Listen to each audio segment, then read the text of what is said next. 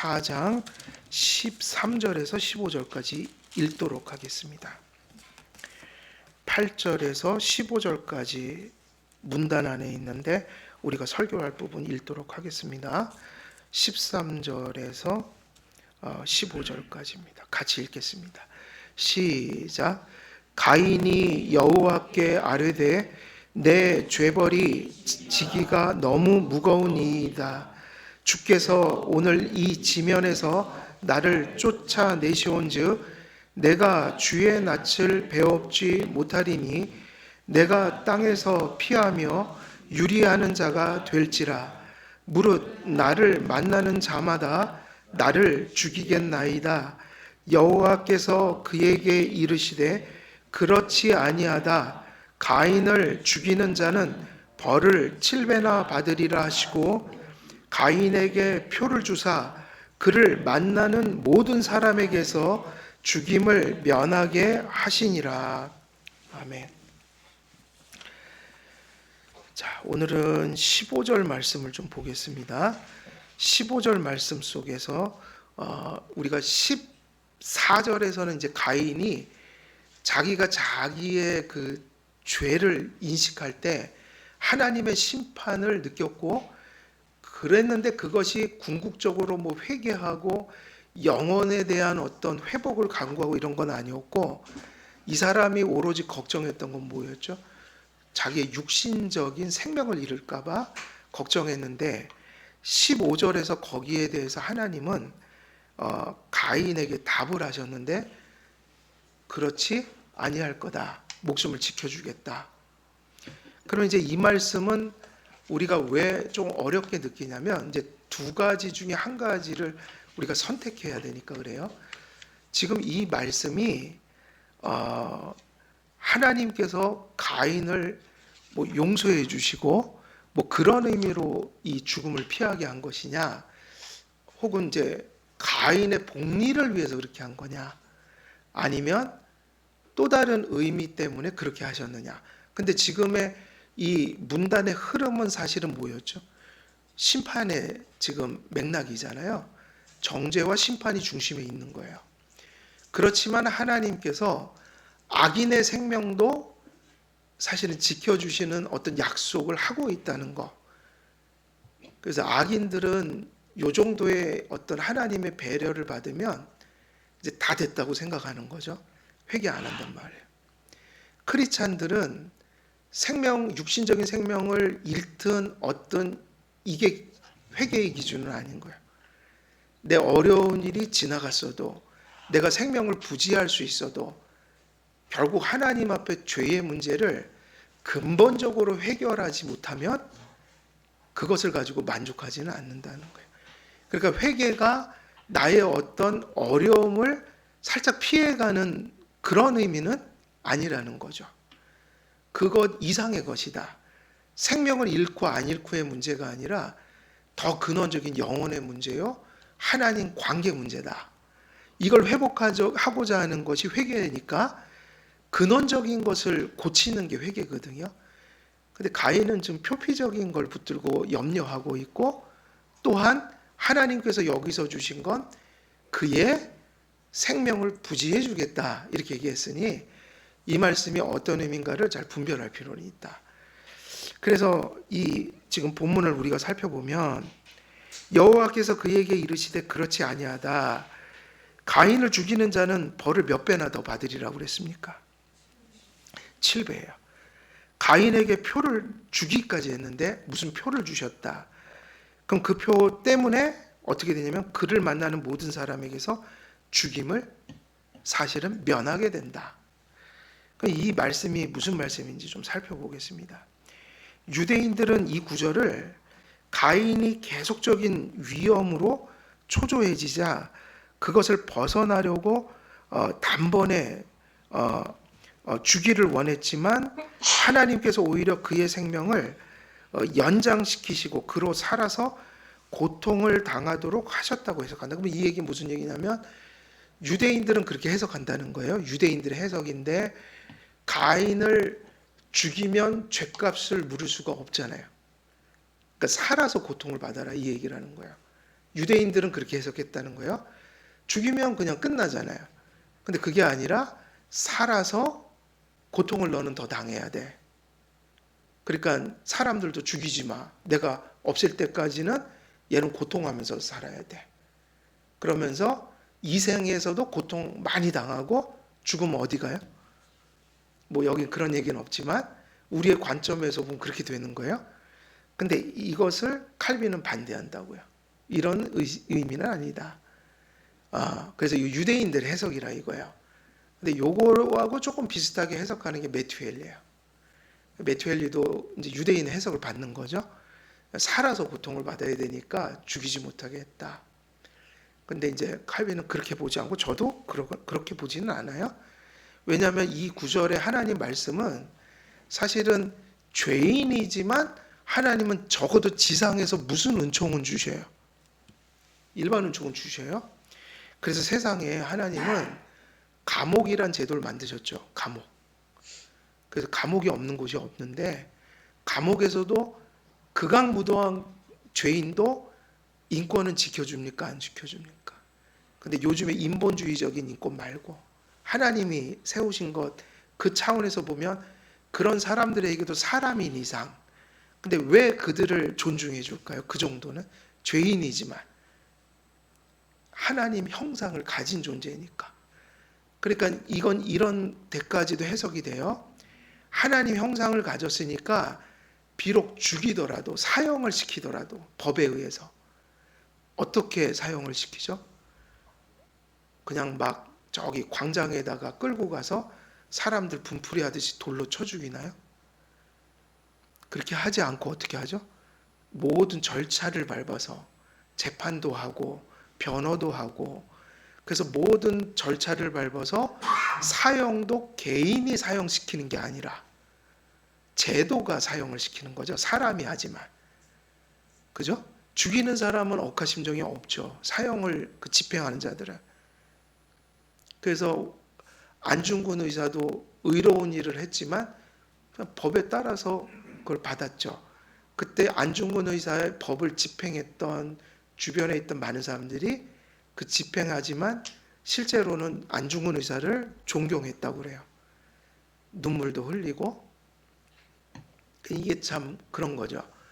그런데 칼빈은 그러니까 이 말씀 속에는 죄인이지만 지옥 가기 전까지는 하나님의 배려라는 게 있을 수 있어요, 없어요? 있지만 이게 중요해요. 있지만 그래서 하나님께서 가인을 죽인다고 하지 않고 뭐 하는 자를 만든다고 그러셨어요. 유리하는 자를 만들 거다. 죽인다고 말씀하신 적은 없어요. 그러니까 육체의 죽음을 죽이겠다고 당장. 그런 식으로 하면 아담도 정령 죽으리라 했는데 아담도 몇 살까지 살았죠? 900살. 인간이 죄를 짓고 믿는 자나 안 믿는 자나 육체적 죽음은 다 죽어요. 근데 특별히 그 예수님 안 믿고 복음이 전해지는 그 상황에서도 하나님 안 믿고 죄를 짓고 지옥에 갈 인생들이지만 하나님은 그걸 아시면서도 이 땅에서 숨이 붙어 있는 한은 하나님 형상을 지닌 인간들에게 물과 햇빛과 먹을 것을 주신다고요. 그래서 우리는 극악무도한 죄를 진 자들이 정말 고통당하기를 원하지만 감옥에 가서 최소한의 대접을 받고 살아요. 그 정도 대접을 받고 사는 거는 하나님이 그런 정신을 주셨기 때문이에요. 보편가치로. 함부로 끌고 가서 죽이지 않는다는 거예요. 그래서 우리가 심판을 개인적으로 하는 거는 죄예요. 개인적으로. 그러니까 뭐가 사형을 시켜야지 맞는 거예요? 극악무도한 죄인도? 제도요. 그래서 더디고 답답하고 힘들지만 우리는 어떻게 정의를 추구해야 되면 법과 질서 속에서 그걸 이제 물론 그게 완전히 망가졌을 때는 그게 집행이 안 되니까 결국은 그게 되는 거예요. 무정부 상태가. 그래서 법이 아니라 민중이 일어나서 뭐 혁명도 일으키고 그런 거 아니겠어요? 근데 그 상태 자체가 어떤 상태에서 일어나요? 혁명이 일어난다는 거. 무정부 상태가 된다는 거. 그냥 사람들이 일어나서 다 때려 부시고 그러니까 피를 흘려서 정의를 이렇게 하는 거. 그게 언제냐면 모든 제도가 완전히 멈춰버린 마비 상태. 법이 있지만 아무도 법을 집행하지 않는 완전히 나라 시스템이 망가진 상태예요. 그게. 그래갖고 지금 아프리카에는 그런 나라들 많죠. 그런 나라 많잖아요. 짐바브웨 거기 보니까 와 환율이 우리 1달러가 몇 천억 원이 됐어요. 경제를 잘못해갖고 인플레이션 때문에 화폐 가치가 그렇게 떨어진 거예요. 그래갖고 사람들이 이렇게 수레에다 돈을 싣고 가서 그거 한 수레가 돼야지 1달러를 바꿔갖고 저기 뭐 음료수 하나라도 사 먹는 거야. 그 정도로 됐대요. 근데 거기를 들여다보니까 아프리카는 그런 나라가 많은데 독재자 뭐 이런 거 그리고 모든 법이 이제 초월된 거죠. 그래갖고 법이 집행이 제대로 안 돼요. 그러니까 법과 정의고 뭐고 없어요. 그러니까 완전히 붕괴돼 버렸다. 그러면 그런 일이 벌어져도 아무도 그거를 법적으로 처리도 안 하고 그냥 막 그런 아비기한 같은 상황이 되잖아요. 그러면 이제 그 기능이 멈추니까 어떤 방식으로 정의가 추구되냐면 비정상적인 방식으로 그게 터지죠. 그럼 그게 재앙이라는 거예요. 그게 좋은 게 아니라 국가가 얼마나 무능하고 기능을 못하고 완전히 파탄이 되니까 국가 밖에서 국가가 하는 일을 이제 임시 방편으로 하는다. 그럼 이게 뭐냐면 이제 다 망가진 거죠. 이게 진짜 어떻게 보면 이런 상태가 되는 게 하나님 징계를 받는다고 볼 수 있어요. 이건 저주다. 그러니까 최소한의 죄인도 하나님은 이 땅에서 일반 은총적인 의미에서는 하나님의 형상을 지닌 자들에게 배려를 하시죠. 그럼 이 구절에도 하나님의 죄인이지만 가인을 심판하셨지만 어떤 의미에서는 그게 배려일 수 있는 거예요, 없는 거예요? 있지만 이것 때문에 또 우리는 극단적인 해석으로 들어와서 심판의 무게를 가라앉히면 안 돼요. 심판 다 하시는 거예요. 근데 이 땅에서는 지옥 가기 전까지는 그래도 하나님이 주시는 게 있다는 거예요. 예, 물론 그 살아서 좀 회개하면 너무 좋잖아요. 근데 안 하죠, 이 가인은.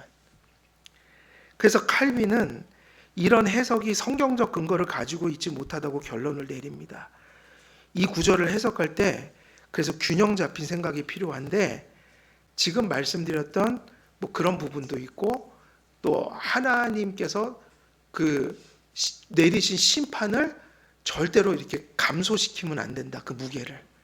그리고 또 한 가지는 뭐냐면 인류사와 관련된 부분이 있어요. 가인이 예뻐서 그런 게 아니라 이때가 지금 어떤 시기죠? 이 시기가 물론 아담이 자식을 가인과 아벨 낳고도 가인이 첫 번째니까 아벨이 두 번째인데 죽었잖아요. 셋. 근데 지금 물론 그 이후에 가인과 아벨이 커가는 시간에 많이 낳겠죠? 그러니까는 가인을 쳐 죽일 사람들은 누가 난 거예요? 그렇죠. 물론 형제 자매지만 그때는 특별한 경륜이잖아요. 사람이 별로 없을 때니까 형제 자매지만 그때는 그렇게 또 저기 생육하고 번성했어요. 그러니까 지금하고는 다른 거죠. 그러니까 이런 시대에 역시 죄를 졌지만 가인은 구속사적인 의미에서는 언약의 백성들을 길러내지 못해도 어떤 것은 또 해야 돼요. 계속 가인의 자손을 통해서 생육하고 번성해서 인류가 또 나와야 돼요. 그래서 가인이 예뻐서가 그런 게 아니라 인류사적 측면에서는 또 계속 생육하고 번성해야 한다. 근데 그건 지금도 마찬가지죠. 죄 지면 무조건 하나님이 다 죽이지 않잖아요. 그래서 죄인들도 나름대로는 뭔가를 하고 있는 거예요. 죽기 전까지는. 그러니까 다 가치는 있는 거예요, 인간은. 그러니까 이런 말씀들은 여러 가지 각도에서 많은 의미들이 종합돼서 이해를 해야지 그냥 너무 그냥 획일적으로 해석해버리면 이제 조금 이제 잘못된 해석들이 나올 위험이 좀 있어요. 그래서 이 구절을 잘못 이해하면 지금까지 하나님께서 불신과 악행으로 점철된 삶을 지속해온 가인을 정죄하시고 심판하시는 행위가 아무 의미가 없어져 버리는 거. 그래갖고 이거 비슷한 거죠. 갑자기 분위기가 바뀌는 거예요. 한참 엄마가 너 이거 잘못했어 이러고 있는데 아빠가 와서 야 괜찮아 괜찮아 이래 버리면 그 돼요 안 돼요? 그러면 안 되잖아요. 근데 그렇게 되면 안 되는데 지금 하나님 속에서 그게 비일관적인 게 나타날 수 있다는 거예요. 지금까지 우리가 설교 들어보면 되게 숨 막히는 정죄가 있어요. 근데 갑자기 지금까지 한 건 말로만 한 거다? 이게 아니라는 거예요. 심판이 있다는 거예요. 그거는 철저히 감소될 수가 없어요. 그러나 하나님의 배려는 심판이 감소되는 의미에서의 어떤 배려는 아닌 거예요. 다른 측면이에요. 그래서 이게 뭐 용서했다는 것도 아니고 가인을 구원하시겠다는 것도 아니에요. 그리고 본인이 하나님께서 말씀하신 심판의 엄중한 무게를 스스로 금방 얘기해 놓고 스스로 다 이렇게 쏟아버리는 일도 아닌 거예요. 그래서 이걸 유지해야 되죠. 가인은 유리하는 자가 될 거예요. 그리고 지난번에 말씀드렸던 그 부분이 중요해요. 가인에게도 문화 명령이 그의 족속들에게서 이제 발달되겠죠. 그건 인류 사이에서 필요한 거였어요. 하지만 그들은 그것을 결코 하나님이 주신 본연의 깊이에서 누릴 수는 없어요.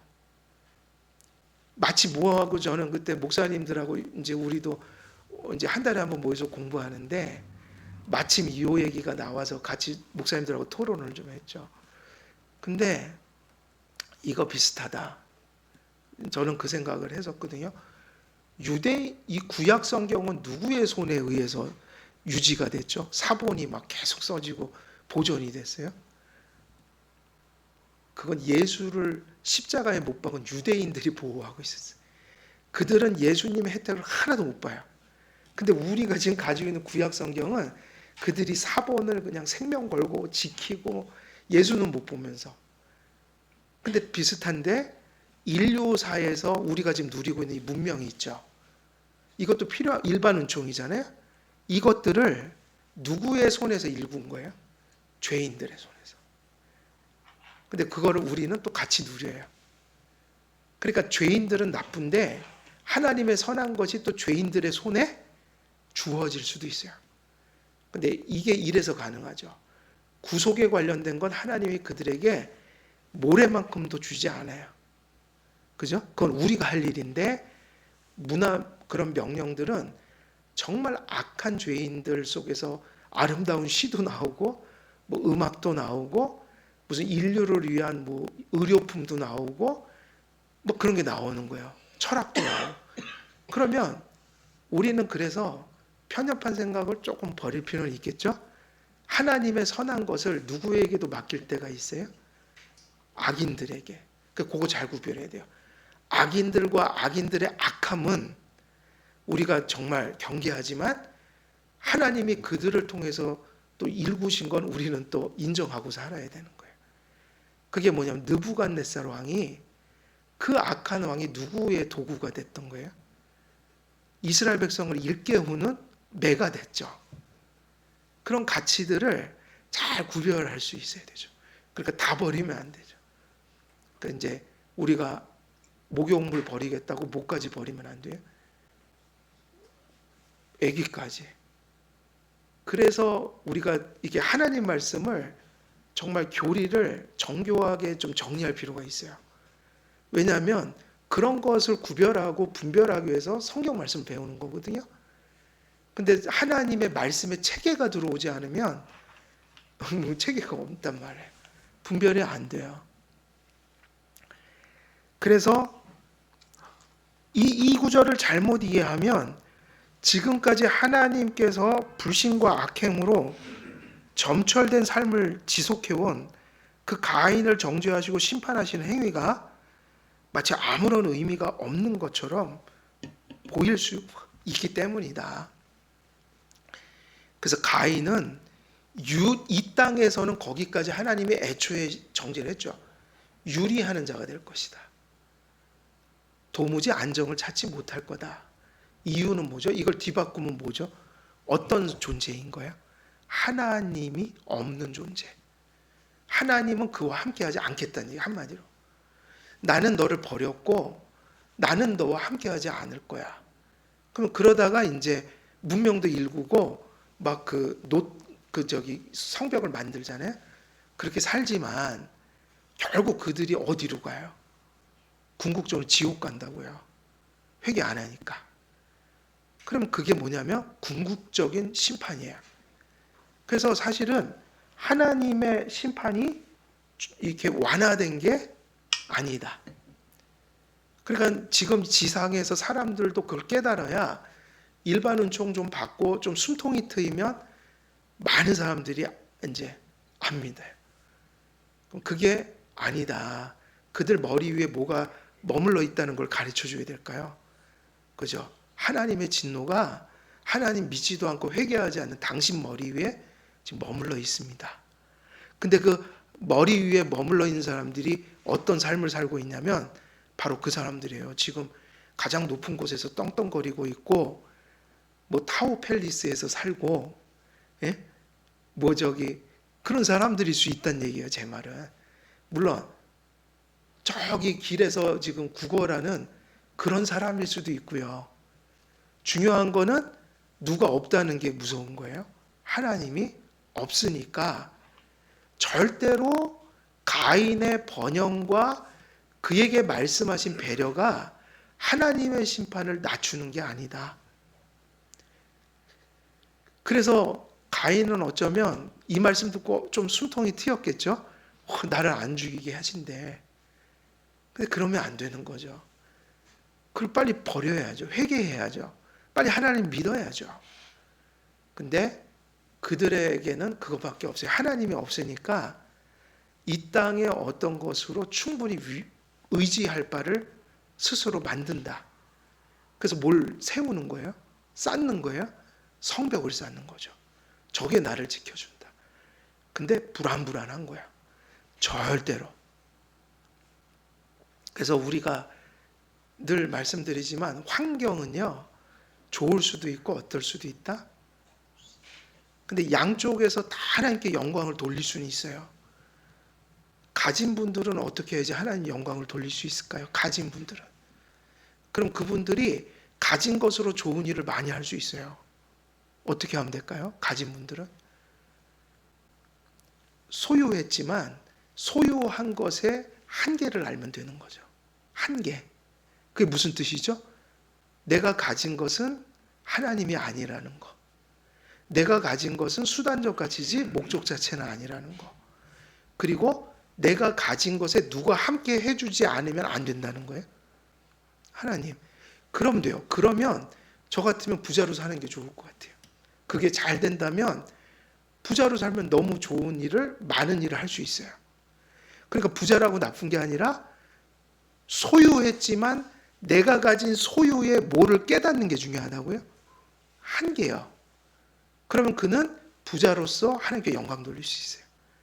근데 가난할 때는 또 뭐를 또 깨달아야지 가난을 통해서 사람들에게 하나님 영광을 돌릴 수 있을까요?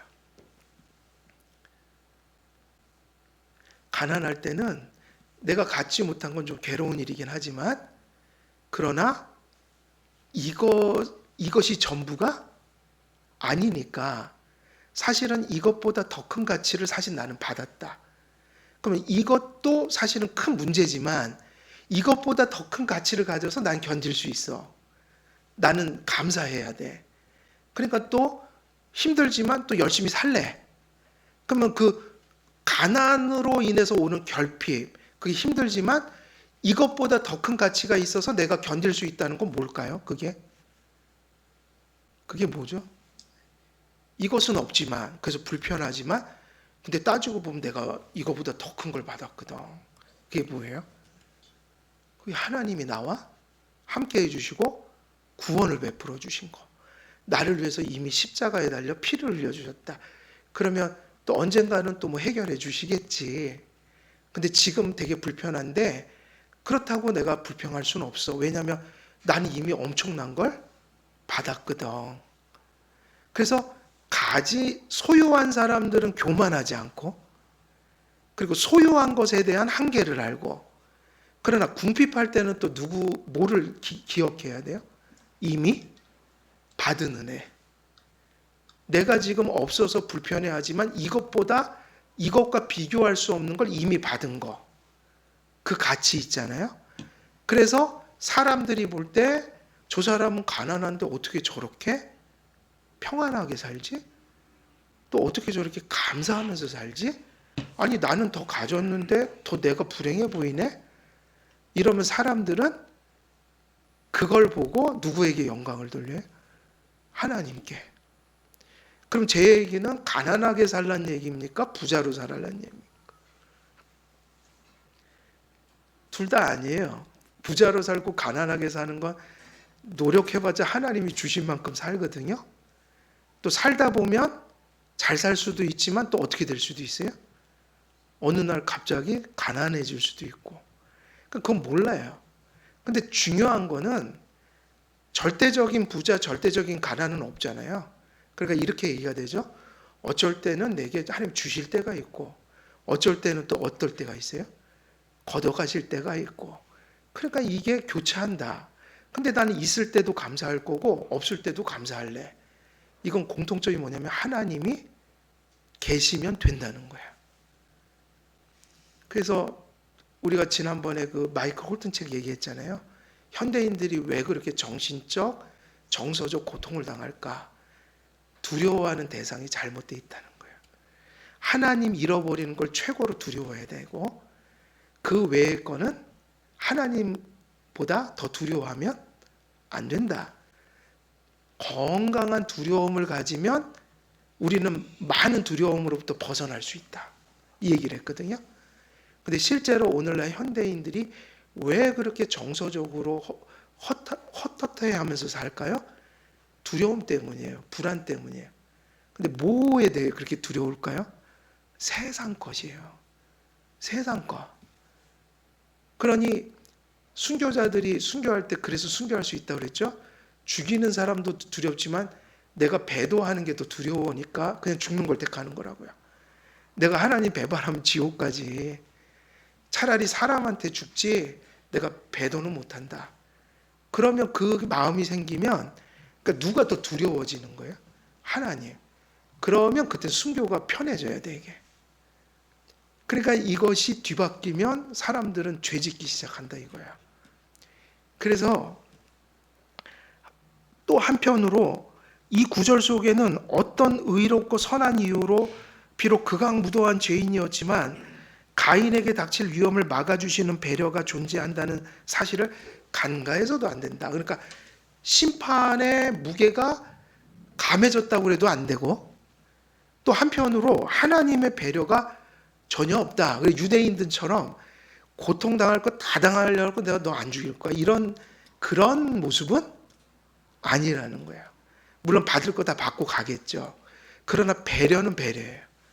근데 이 배려는 구원받은 자를 향한 긍휼이 아니라 죄짓고 지옥 갈 자들을 향한 일반 은총적인 배려.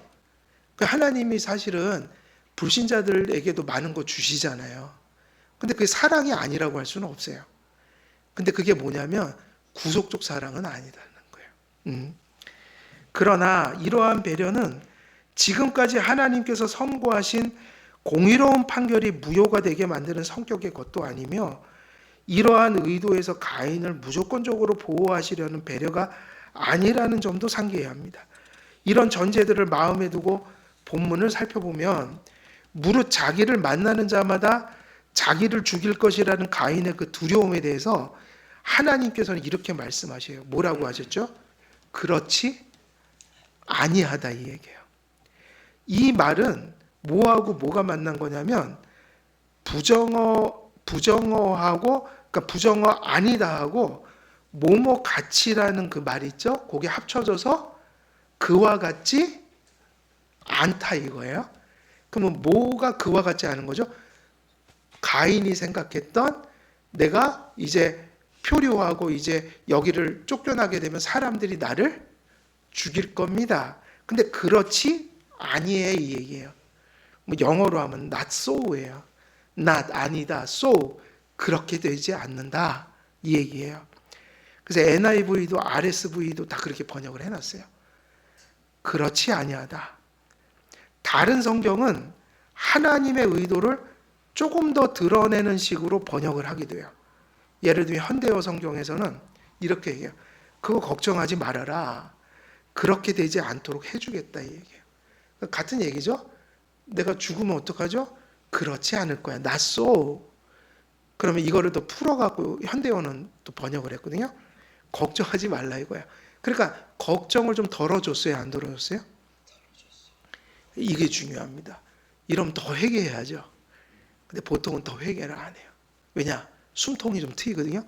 근데 이거는 아까제끼 발라준 거지 암을 아까제끼로 치료할 수 없으니까 하나님 앞에 고칠 거 고쳐야 될 거 아니에요. 근데 이제 이게 성화적 차원에서 보면 또 이런 게 있을까요? 없을까요? 성화적 차원에서. 우리가 성화적 회개를 이룰 때도 또 우리도 자녀지만 또 그럴 때가 있잖아요. 막 힘들 때는 막 회개하고 그러다가 숨통이 좀 트이면 또 방만해지고 신앙이 나태해지고 게을러지고 이제 또 약간은 옛날 마음으로 돌아가는 뭐 그런 게 인간에게 다 있죠. 그러니까 이게 되게 중요해요. 하나님이 주시는 배려의 성격이 뭔지를 좀 잘 구별해야 한다. 그래서 우리는 제네럴한 이 은총도 감사하지만 우리가 진짜 감사하는 건 무슨 은총이에요? 스페셜한 은총. 그 무슨 은총이죠? 특별 은총이죠. 특별 은총은 죄인 구원하시는 은총이에요. 예. 칼빈도 이 어구의 의미를 가인을 죽이려고 쉽사리 덮치는 것을 막아주시는 일에 배려하시겠다는 의미로 주석합니다. 그렇다면 왜 가인을 정죄하시고 심판하신 하나님께서 가인의 생명을 지켜주시겠다고 약속하신 걸까요? 이제 요게 이제 우리의 입장이에요. 앞에 건 아닌 거 얘기했고 조금 또 이제 이런 의미에서 했다 했지만 이제 왜 그러면 가인에게 그 은혜를 베푸셨을까? 가장 중요한 의미예요. 가인은 하나님의 은혜 언약을 파괴한 자로서 심판받아 마땅한 죄인임이 확실합니다. 그는 이미 하나님으로부터 분리된 자임을 그의 불신과 불신앙으로 증명했습니다. 그러므로 그는 심판 가운데 있는 것이 확실하고 하나님의 진노 가운데 있는 것이 분명합니다. 그러므로 오늘날로 말하자면 하나님께서 이 사람이 받은 그 정죄로 심판은 뭐냐? 유리하는 자라는 말은 지금까지 살던 곳이 있을 거 아니에요. 아담과 아벨이 함께 협력하며 살던.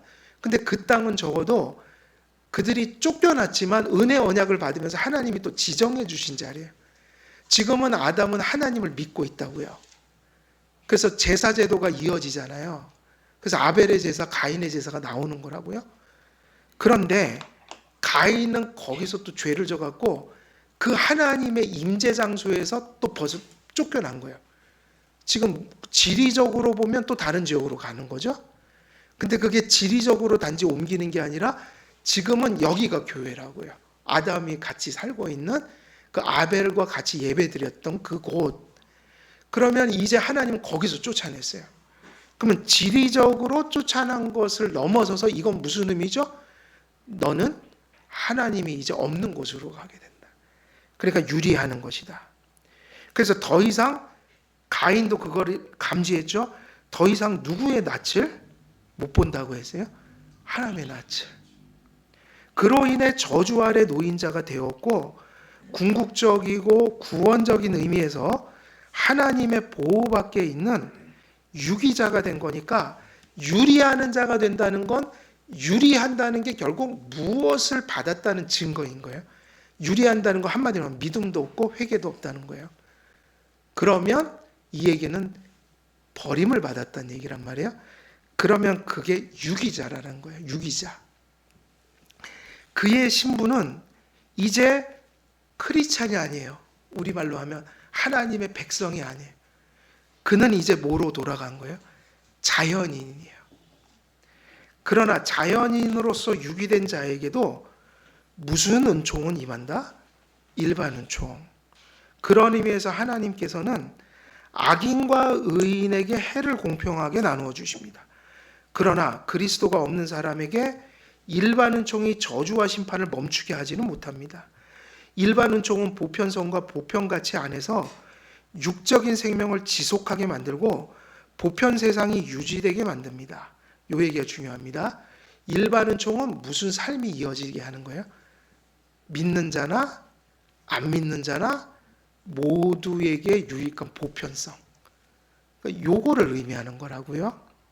이 은혜가 있어서 믿는 자와 불신자가 더불어서 이 땅에 존속해 나갈 수 있고 보편 세상이 보존되어야, 근데 이게 왜 중요하냐면 보편 세계가 유지되어야 모두 유지될 수 있는 거예요.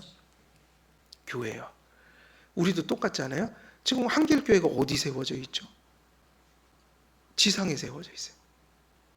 만일 한국에 전쟁 나고요, 혹시 이제 뭐 북한처럼 되거나 이러면 신앙 교회 자체가 없어져요. 그래서 우린 지금 자유는 누리고 있으니까 되게 감사해야 돼요. 그러니까 교회도 보편 세상의 유지와 함께 가니까 하나님께서 노아에게 무슨 언약을 맺으신 거예요? 무지개 언약. 근데 그거는 이상하게도 구원 얘기가 아니라 자연 얘기를 하셨다고요. 유지되게 할 거다. 다시는 이렇게 세상이 멈춰지는 심판 안 할 거다 내가. 너무 걱정하지 마세요. 주님 오시는 날까지 계속 유지가 됩니다. 세상이. 주님 오실 때는 깨질 거예요. 그러니까 너무 걱정 안 하셔도 돼요. 뭐 기운이 뭐니 그래도 너무 이거 시한부 종말론자들이 생각하는 것처럼 뭐 그냥 단지 지구가 지금 당장 끝날 것처럼 너무 두려워 안 해도 되시는 거는, 세상이 아무리 악해서 세상을 다 없애버리려고 해도 하나님이 그걸 그렇게 못하게 하세요. 이유가 뭐냐? 마지막 그 택함 받은 그 하나님 백성의 총수까지 차기 전까지는 하나님은 비 오고 눈 오고 맑은 날로 다시 돌아오고 이런 자연의 현상을 유지시킬 것이다. 그럼 그 약속을 왜 한 거죠? 사람 때문이잖아요. 사람. 그러면 일단은 구원 역사는 어떻게 가죠? 많이 나야 돼요, 사람들이. 안 믿는 사람도 있는 거고 믿는 자녀도 있는데 거기서 또 믿는 사람이 되고, 거기서 하나님 택한 백성들을 거둬요. 추수를 하셔요. 그죠? 그러면 일단은 구속사가 계속 가려면 모두 계속 가야 돼요. 인류 보편사도 가야 되는데 그러려면 가인도 계속 낳아야 돼요. 그때 모자랐어요, 사람이. 가인에게 계속 생육하고 번성하도록 했고, 특별히 아까 얘기했던 대로 문명적인 발전은 아벨보다는 누구에게 짐으로 맡긴 거예요? 가인에게. 아벨은 그냥 하나님 말씀에 전념을 했나 봐요. 그 족속들은, 그 셋의 족속들은. 그래서 성경에는 문명을 그들에게 맡겼다고요. 그러면 여기서 한 가지 중요한 이제 어떤 결론이 나오죠.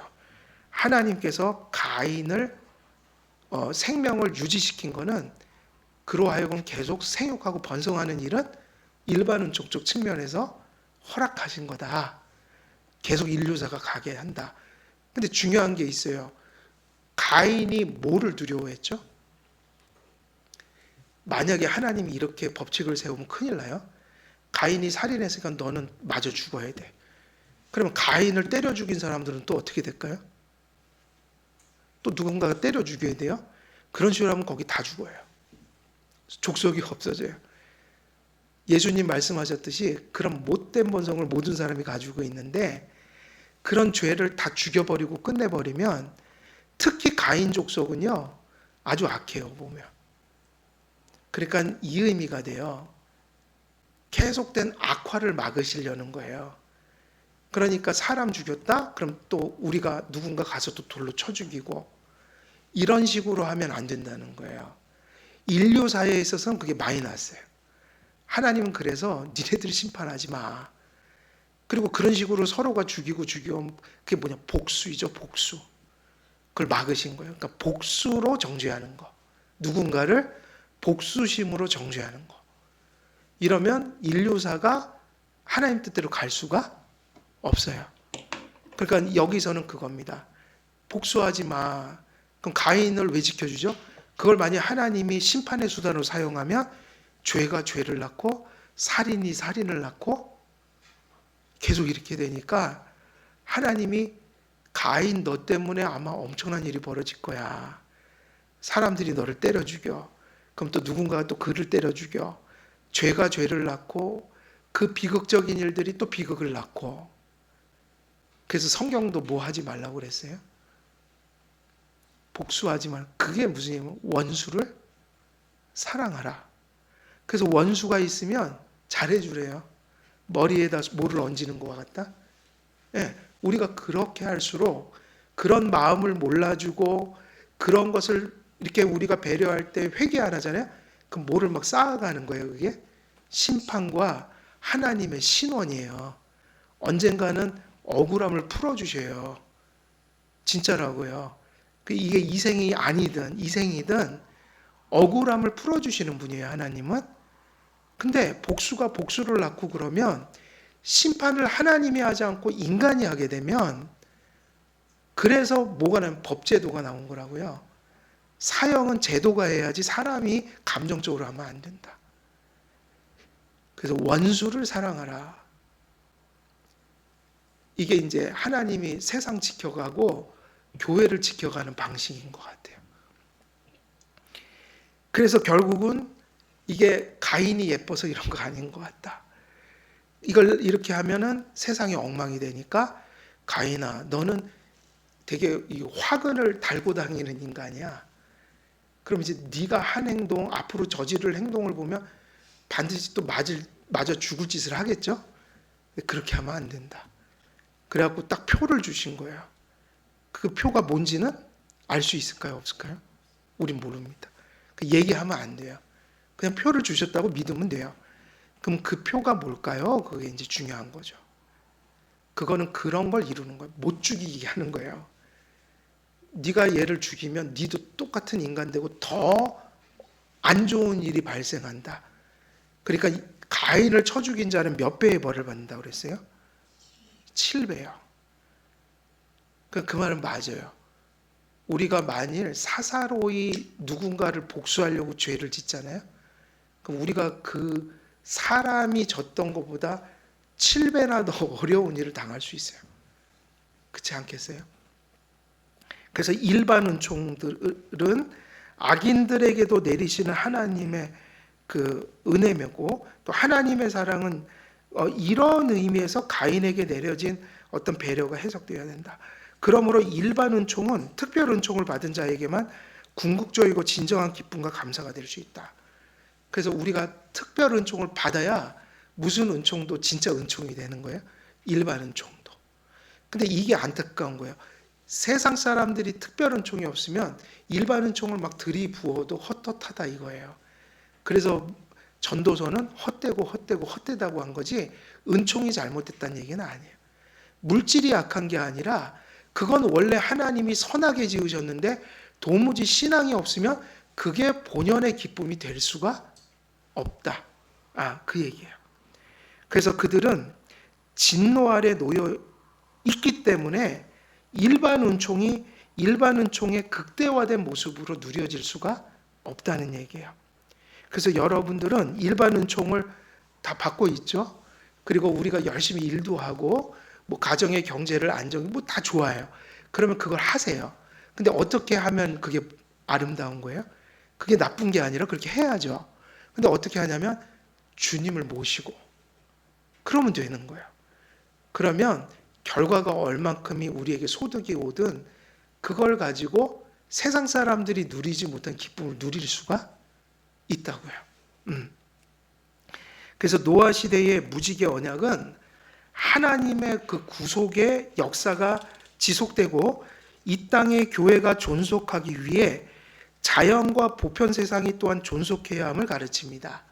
가인을 살려주신 건 그런 의미 때문이에요. 마지막 때까지 하나님께서는 자연과 보편 세상을 멸하지 않으실 것이고 이 약속이 노아와 맺은 무지개 언약인 것입니다. 왜냐하면 교회가 세상 한가운데 세워졌기에 세상을 멸하시면 교회도 설 것이 없게 됩니다. 세상을 보존하시는 이유는 아직 택하신 백성이 세상에 존재하고 그들을 구원하셔서 이루어 가실 교회의 역사가 남아있기 때문입니다. 가인은 심판을 받고 저주를 받은 것은 확실합니다. 그는 하나님 없이 표류하고 유리하는 자가 되었고 땅에서 어떤 결실을 거두어 들이더라도 그에게 평강이 없었습니다. 그러나 그는 자연인으로서 보편 세상에서 존속할 이유가 있어서 하나님께서 그의 육적 생명을 연장시켜 주시고 보호해 주신 겁니다. 하나님께서 살인자를 지지하셔서 이런 보호를 약속한 것이 아니라, 그러니까 이 말을 마치 살인자를 지지하는 것처럼 해석하면 안 된다. 인류 자손들의 생육과 번성의 지속을 위해서 그렇게 하신 겁니다. 하나님께서는 자연의 질서를 유지하시기 위해 죄인들에게도 일반 은총을 허락하신다. 그러나 세상 역사든 교회의 역사든 모든 것이 하나님의 구속의 계획과 교회를 향한 하나님의 뜻을 따라 하나님께서 섭리해 가고 있다는 겁니다. 누군가 지옥에 떨어지기 전까지 하나님께서 그들을 보존하셔서 또 그들 나름대로 인류 역사에 기여하도록 그렇게 이끌어 가신다. 그러면 이런 일반 역사와 이런 것들이 다 무슨 역사로 귀착되는 거예요? 구속사의 유익이 되도록, 하나님의 뜻이 이루어지도록 하나님은 그렇게 세상의 역사의 수레바퀴를 계속 돌려가고 계신 거예요. 그러니 우리가 이렇게 본다면 우리는 얼마나 감사합니까? 가인 정도가 아니라 우리는 구속 백성으로서 그 일에 직접 기여하고 있는 거예요. 복음을 전하고 믿고 회개하고 또 그런 교회를 일구고 그 하나님께 영광을 돌리며 살아간다. 우리는 구속사의 직접적인 도구들이에요. 그러니까 악한 도구가 아니라 선한 도구가 된 거예요. 이런 이유로 하나님께서는 인류 사회나 구속사에 유익이 되도록 살인자에 대한 심판을 사사로운 복수에 맡기지 않으셨다는 거예요. 그래서 사실은 하나님 공의로우셔요. 하나님이 왜 저렇게 세상을 정말 내 마음 같으면 저렇게, 그게 아니라 하나님은 이 땅에서 심판하면 저 땅에서 분명히 할 거고, 그렇다고 이 땅에서 안 하시는 것도 아니라고요. 그러나 우리의 미련한 생각이 그걸 못 볼 뿐이에요. 하나님은 공의롭게 모든 것을 우리가 예측할 수 없을 정도의 지혜를 가지고 사실은 그 종말을 향해서 가고 있는 거예요. 그래서 모든 심판을 인간에게 맡기시지 않았다는 거예요. 피가 피를 부르고 복수가 복수를 불러 세상의 역사가 그치고 말기 때문입니다. 오늘 그래서 여기까지 좀 얘기를 하고, 그리고 표에 대해서 조금만 더 얘기 드릴게요. 칼빈에 따르면 가인이 받은 표는 잔인하고 옳지 않은 폭행과 살인을 저진 자들에게 공포를 주기 위한 거였다. 그러니까 살인하지 못하게 하는 건 뭐죠? 그 표가 죄에 대한 뭐를 이렇게 부각시키는 거예요? 공포. 가인을 보면 가인의 비참, 심판, 그리고 가인이 저지른 죄의 그 심각성. 근데 그게 뭔지는 모르지만 그거를 전달할 수 있는 어떤 표를 주셨다는 얘기예요. 그럼 그를 죽이려고 하다가 그걸 보면 아이고 무섭다 그러고, 그러니까 그거는 뭐에 대한 그 공포일까요? 가인처럼 죄를 짓고자 하는 자들에게 공포의 대상이 됐다. 그럼 그걸 뭐 이마에다 주셨는지 뭐에다 주셨는지 알 수 없어요. 근데 어쨌든 그런 어떤 것을 인식하도록 만들어서 더 큰 죄가 일어나지 않도록 공포스러운 마음에서, 그런 공포는 뭐냐? 죄나 심판에 대한 거겠죠? 야, 사람 죽이면 또 내가 7배나 받겠구나? 그리고 죄라는 것이 저렇게 악한 거구나, 비참한 거구나, 이런 걸 느끼면서 죽이려고 했던 돌을 내려놓게 만드는 그런 어떤 표를 가인에게 주셨다. 그러니까 이게 구원의 표가 아니라 죄인인데 심판받은 자인데 심판받았다는 표이면서 그런 심판받은 자를 니들이 심판하면 내가 7배나 더 내릴 거다라고 해서 그런 폐해를 막는 어떤 도구가 됐던 거죠. 근데 그거는 아무도 모릅니다. 왜 모를까요? 왜 모르실까요? 성경이 아무 얘기도 안 하니까 우리는 거기까지만 얘기하면 된다. 그럼 되는 거겠죠. 그래서 오늘은 이제 15절까지 말씀은 여기까지 마치도록 합니다. 그래서 오늘 15절 말씀을 이제 정리하면, 요약하면 무슨 말씀 드렸죠? 가인에게 하나님이 주신 배려는 특별 은총적인 게 아니라 일반 은총적인 것이요. 이것을 생각할 때 물론 사랑이지만 우리가 조심할 건 심판을 경감하는 의미가 절대로 아닙니다. 그래서 일반 은총이라는 것을 특별 은총적인 그러한 가치로 가져가면 안 된다. 그리고 이것을 왜 그렇게 하셨는가? 그건 하나님의 구속사를 위해서 인류사를 유지하시는 하나님의 그런 은총들이, 그것은 누구에게 주어졌냐면 가인의 족속들에게 허락되었다. 그리고 마지막으로 생각할 것은 죄인을 사살해온 죄인된 인간들이 심판할 때 이것이 더 큰 화를 불어오니까 하나님께서 그걸 금하셨다. 그래서 세상은 무엇으로 사형을 시키죠? 제도죠. 사람이 하지만 법을 따라서 하는 거. 교회도 마찬가지입니다. 교회도 두 가지를 나타낼 수 있어요. 교회가 누구 어떤 성도가 큰 죄를 졌어요. 그러면 사사로이 정죄하고 이러면 안 되고요. 어떤 질서 속에서 권징이란 제도가 발의가 돼서 사람이 아닌 제도가 그걸 권징을 해야죠. 이해가 되시죠? 사회에서 사형시키는 게 사사로운 게 아니듯 교회에서는 권징이라는 건 제도예요. 개인의 감정으로 뭘 하는 건 아니에요. 그러니까 제도가 해야 된다. 그러면 이런 의미로 우리가 이걸 받아들이면 이제 이 말씀 속에서 가인을 살인에서부터 보호하시고 이마에 표를 주셨다는 의미가 좀 정리가 될 수 있는 거죠. 그래서 오늘은 여기까지 말씀드리고 또 다음 주에는 16절 또 계속 이어서 가겠습니다. 기도하겠습니다. 하나님 아버지, 오늘도 본문 말씀을 통하여서 가인의 심판, 또 가인에게 일반 은총적인 많은 배려들을 하실 때 또 가인이 회개하지 않고 또 그러한 것으로 만족하며 돌아서는 걸 보게 됩니다. 우리 하나님께서 부르신 이 교회와 또 하나님께서 부르신 우리 그리스도인들은 아버지 하나님께서 주신 특별한 은총들을 붙들므로 또 믿음과 회개 속에서 생명의 표를 지니고 살아갈 때에 그 모든 하나님이 주시는 일반 은총의 모든 것들, 총체들을 통하여 진정한 기쁨과 감사와 만족을 얻는 그런 삶을 살아갈 수 있도록 하나님을 모시고 또 모든 삶을 또 우리가 맞이할 수 있도록 하나님 믿음 주시고 또 선한 길로 인도하여 주옵소서. 감사드리오며 우리 주 예수 그리스도의 이름으로 기도드리옵나이다. 아멘.